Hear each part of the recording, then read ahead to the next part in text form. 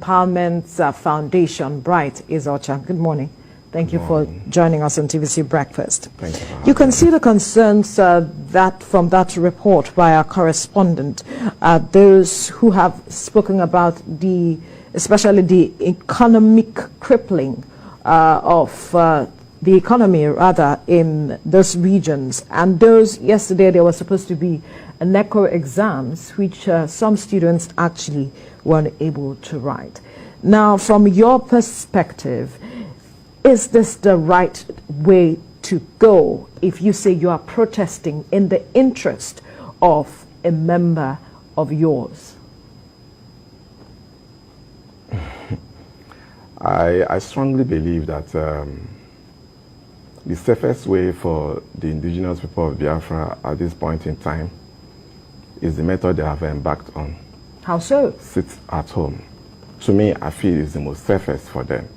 Because we have had in the past where these young men took to the street to protest peacefully, and they were shot and killed by Nigerian soldiers, Nigerian military, Nigerian police, and nothing came out of it. We have a situation where these young men gather in a room, in a building to pray to God, to grant them independent state of Biafra, and they were rounded up and killed at will. Nobody says anything, nothing happened. And then you did not allow children whose future, NECO exams. I am not in support of the calling for this protest at this point in time, denying those young chaps the opportunity to write their exams. I'm not in support of it. But I'm trying to give you the background picture where they are coming from. I understand. These are the same people that all the methods that have been applied for their peaceful protests have failed. The state have visited them with a high level of terrorism. But does that mean they don't know their members such that they can ensure that those who are not part of them are roped into any agitations they are trying to put forward? You heard that old man talking about their businesses. A lot of persons couldn't open their shops. I'm not a member of IPOB. I know you're not. But neither am I their spokesman. But I feel strongly that calling for a sit at home once in a while to press home their demands is not something bad. Since that's the only option they have left. For me, I would have preferred they organize their people peacefully and march on the streets, allowing people to go about their normal businesses. But you see, that is not acceptable in Nigeria, in the southeast. We saw some persons from that report. You see, those people that you saw on that report, they are government-sponsored protesters. Do you have evidence to prove that? I can assure you that. Really? I know very well. All of us live in this country. You live in this country where you see people are not allowed to protest in Abuja, and the same in Abuja, some people are protesting and they will have a police backup. So what are we talking about? We are living and we know the fact what is going on in this country. We are living in a country where government sponsor thugs to attack peaceful protesters on the streets. We are witnessing that time and time again. These are unverified statements. It is not unverified. We saw it. We witnessed it as sit-at-home order. The video went viral. All of us saw it. Where Hilux buses with people dressed in the black suit were dropping touts that attacked members of what is it called? Is it called again? The End Police something. NSAS. We saw the video. It went viral. We were protesting peacefully until it was hijacked. You see, who are those that sponsor those that hijacked the protest? We once embarked on a labor protest at Yaba. Getting to Ejuelegba, we were attacked by hoodlums. And they came out, they said that they were giving money by this government to attack us. So these things have continued. It's not today. And we are witnessing in the southeast that these young men at Impo Junction, some time ago at Impo in Anambra State, these young men embarked on peaceful protests. They were gunned down. A lot of them were gunned down. And we keep calling for inquiry for the government to inquiry to find out what happened. Who are those that are responsible for that act, so that they can be prosecuted. Nobody said that, nobody does anything. So what do you expect these young men to do? You cannot beat a child and not allow the child to cry. So they are okay. The second one in which led that the arrest of their leaders is unclear, and the government has not come out to tell us how they get Nnamdi Kanu arrested. Whether they kidnapped him from Kenya or whether they kidnapped him from London, nobody knows. And the government has not come out to clear the air. There's so many things that government need to explain to the people. Now, the government has not come out to explain, but do you think that the way they are going about it is the only way to go? For instance, we see what is happening with the Igboho case. We saw how it is going. And we see how leaders of thought have come in to weigh in on the matter. We are not seeing certain things. This is a comparison some people are already making. People have not been forced to stay at home. How far has the staying at home resolved any matter so far? Because this is not the first time. If you look at the history of staying at home, it starts from Masop. After Has that resolved anything? Well, to me, I feel strongly that that's the only surface means for them to drive home their points, since the street is no longer safe for them. But I am not in support of them trying to stage sit at home when they know that the little kids will need to hide their exams that will help them in their future endeavor.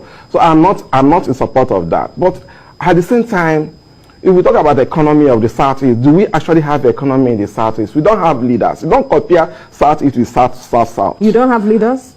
I must be honest with you, we don't have sincere and genuine leaders from the Southeast. How so? I can assure you, see what is happening in the Igboho case. You see the role the leaders in the Southwest is playing to make sure they set him free, at least to have people listen to him and reason with him, because they believe that what the young man is fighting for is not just for his own personal interest, but for the interest of the Southwest. But those that are called themselves governors of the Southeast, political leaders of the Southeast, do they believe in the agitation of this young man? They do not believe it. Because if they believe in his agitation, they believe that if they believe that the Igbos are being marginalized in Nigerian states, they would have been the first prescribed to IPOB. Today, we have the Fulani herdsmen. You can call them herdsmen. Okay, herdsmen, yes. They come from a tribe that is known. Because today, we cannot attach them to a particular tribe. That is the position we have as a broadcast organization. Okay, I agree with you, but whether we like it or not, those that we know today in Nigeria as headers in Nigeria are the Fulanis. And we are not the only ones that have cattle. But we have constant attack on communities and villages with AK-47, the highest level of sophisticated weapons. And up to today, those that are in authority, those who came from there, have not found any reason to prescribe those people. We've had position of Meiti Allah on these issues, and nobody have come out to condemn them. None of them never have been arrested. That is a double standard. But yet, when little thing happen, the Southeast will be the first to condemn and crucify their own people. And that's what you saw, we witnessed yesterday when the governor says people should go about and normal, and these people say, sit at home. There is a government in place. Which government? Is the government that protects the interests of the people? In place. See, you can't have two governments in a state. I agree with you. I agree with you. But what is government all about? For the welfare of its citizens, protection of life and properties. Absolutely. And then, in the issue of the Southeast, how many governors have condemned the ongoing onslaught on the Southeasterners in Igbo land? Have you engaged with them to know their stance on this? Have you called them to order? Because you have a right to hold them to account. Have you engaged with them? My sister, the truth remains that's the question. In several mediums, we have tried to engage them. We found that these people have no interest in the interest of Igbo. How so? Did they not give you audience? All their interest lays on how they can please those in the central government for their political gains. Did you call them to a question? Ask them, let's have a dialogue. This is what is happening. Did they respond to you or they didn't? You see, we have had several engagements with these people, and we find out their body language clearly shows that they have no interest for the welfare of our people. It's not today that these young men have been crying, shouting, that of marginalization, they have been humiliated, they have been killed. Don't we have governors in the Southeast when these people were killed at Impo Junction? Up to today, or we have written them, we have shouted, we are asking. We want to find out. We're not asking that people who engage in this act should be killed. No, we want to find out how many people were actually killed at Impo Junction. When they were praying at Aba, when they were shot and killed, we were asking who did this, who gave the order. Let us do an inquiry to find out what is actually going on. But these people, they will close their ears. They're not ready to listen to you. Even when you call them, they will not even give you attention. Or they will be telling you that I don't want to be at enemy with these people in the central government. My political career is. Why is the political career more important to them than those that are elected to govern? That is the question everybody is asking. Take a statistics today. In the entire country, check the Southeast. The only Southeast that they have not been election, local government and council election for the past 21 years. You already have elections when a governor is serving for 8 years. When he's about finishing his 8 years, he will conduct election 6 months to his exit. And immediately the new person will come in, he will send them off. Is this the kind of leaders we want in the Southeast? Is this happening in the Southwest? Is this happening in the South Side? Is this happening in the North? So how do you expect the young boys to listen to them? How do you expect them to take them serious? That is the problem. Do they know the power they hold because they have a voter's card? Aren't they the ones who put these same leaders there by our their vote count? Do our vote count in this country? Do they come out to vote? Who vote them in?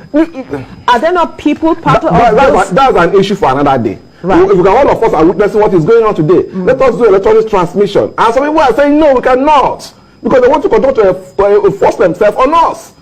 In the Southeast, I can tell you that those people that they are looking at today, like other governors, if they stand for a genuine election, a commoner of the state will defeat them.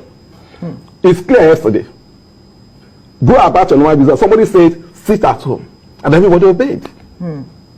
Is it not clear that who person is in control? But do we understand that there are far-reaching implications with those decisions that are being made, with the back and forth that we are seeing with what you are saying?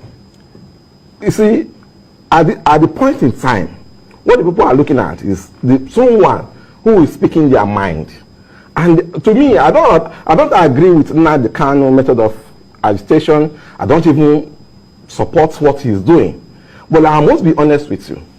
He speaks the mind of the people. He speaks the truth to the power. And I was thinking at this point in time, what government should do is to call him to a roundtable discussion and find out what is the problem. How do we go about solving these issues? And then they don't care. If they continue to apply this method, they apply it today. Even if we kill Nnamdi Kanu today, another millions of Nnamdi Kanu will spring up from the Southeast. Because you think there are we must remember the issue of Yusuf. When Yusuf was killed, what happened today? Where are we today with Boko Haram? They must be careful the way they handle the issue of Nnamdi Kanu. Because a lot of people are beginning to, a lot of people believe in him. A lot of people are beginning to listen to him. For God's sake, we should realize that they should approve vacuum. Whether you like it or not, the people need someone that will speak the voice that we understand. And when you are not, somebody else will speak for somewhere and will speak that language that we understand. How do you want, or what would you want to see that will make you believe that the government is giving Nnamdi Kanu fair hearing, fair trial? Let us start first and explain to the whole world, how they got Nnamdi Kanu in their custody. When that happened, then we begin to look at it. If actually we get fair hearing or not. Because from what the indication we're hearing, if you can go to another country and adopted somebody, and back here in Nigeria, you are condemning kidnapping. We can't call it abduction. Okay, because there was a process in place. Government is here to explain to us, but we cannot call it abduction. There is international law that you cannot go to another country territory and pick up anybody. So perhaps without going through there was some level of cooperation, so we cannot call it no. abduction. What kind of cooperation? The Kenyan government is denying that they don't know what happened, how Nigeria. So, like you have said, it is denying impossible for you to just come and pick someone out of the country. So let us wait till can I tell you something? Let's wait till government explains. Here in Lagos State today, yes, for a police to come outside from outside Lagos to arrest somebody, you need to report to the command, and then they have information before they can arrest that person and report back to them that you are arrested the person. I take the person away out of the state. At the same time, you can call somebody can come into this state, kidnap somebody with some help of some security people without even going through that process and whisk the person away. Okay. Do you call that a normal procedure? We don't know which went on here now. Okay, that's why we are waiting for federal government to explain. So let's wait. What happened? Let's wait. How did they get Let's be patient enough to wait. Because if you don't explain that, there is little chances that you will give him a fair hearing. Because if you believe that you can... Does that mean we do not trust the government? Because this is coming from a place of trust. Why can't we just wait to see through the process? In Nigeria, are you talking about Nigerian government? Are we talking about Nigerian government? Are we talking about another government in this case? This same country where you have tried men that that we all know that are corrupt. And at the end of the day, they are declared not corrupt. And outside the country, they are found guilty and jailed over there. Do we have the judicial system? Is it working? The judicial system that is working in alignment with the government?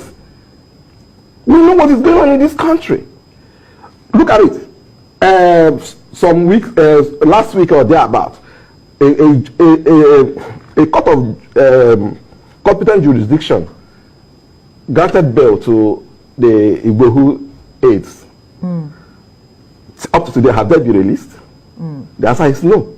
And yesterday they are filing a fresh charge again, without first of obeying or complying to the order of the court. And I can assure you the court will not do anything at the end of the day. They will not do anything. Is this kind of country we are running a banana republic where anything goes? All right.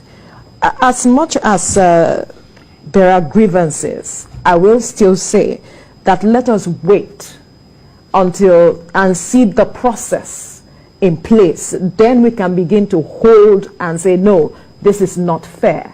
And this is, we cannot hold on to precedents. We have had this thing in the past. We all know what led to Nnamdi Kanu fleeing from the country. He was released. He was still enjoying the But he broke his bail conditions. He wasn't supposed to gather many people around him. It is not the right of the federal government invading with Nigerian army, with the troop. Did he? What we expected them to do is go back to that court, lay down all the reasons, all the offense, his new offense, why his bail should be revoked. Right. But government did not do that. They invaded his home with troops of soldiers, and of course we don't know their intention, but for what we witnessed from the picture that came out from that scene, show that they are there to kill him. And the young man will have to run for his dear life. We can't categorically say. But people who saw yes, videos, people that were killed. People died. Even the dog animals in the house were shot dead. People died. We were not, I wasn't there. You weren't there to know what transpired, but we saw the end result. Pictures. We saw pictures. I can assure you, I watched live that they intended, that their intention was to kill him. We cannot categorically say that. If they went there and killed so many people, someone that was granted bail by the competent court, we cannot conclude. So, but we'll have to leave the conversation here now. So much has been said. Thank you so much, Bright Ezeocha, the Executive Director, Young Igbo Empowerment Foundation, for your conversation with us this morning. We do appreciate your time here. You're welcome. All right, let's...